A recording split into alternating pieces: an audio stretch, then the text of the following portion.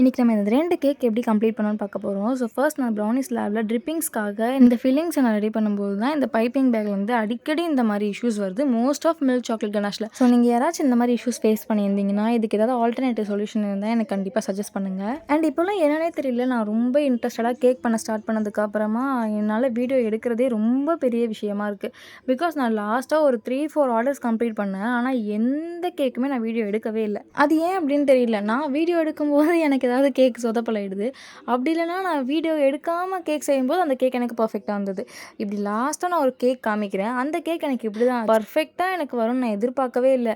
Like ஏதாவது சொதப்பிடும் அப்படின்னு நான் யோசித்தேன். பிகாஸ் எனக்கு கேக் ஸ்டார்டிங்லேயுமே லைட்டாக கொஞ்சம் மெல்ட்டிங் ப்ராப்ளம் வந்துச்சு க்ரீமில். இதெல்லாம் நான் ஃபேஸ் பண்ண முடியுமா நினச்சேன். ஆனால் அதையும் தாண்டி அந்த கேக் கம்ப்ளீட் பண்ணியாச்சு. ஸோ இதுதான் அந்த கேக். இந்த கேக்கில் பார்த்தீங்கன்னா அந்த மேலே இருக்க ஃபெரரோ எல்லாமே நானே ஹோம்மேடாக பண்ணது தான். இதோட மேக்கிங் வீடியோ வேணும்னா கீழே கமெண்ட் பண்ணுங்கள். And follow for more such videos. Bye.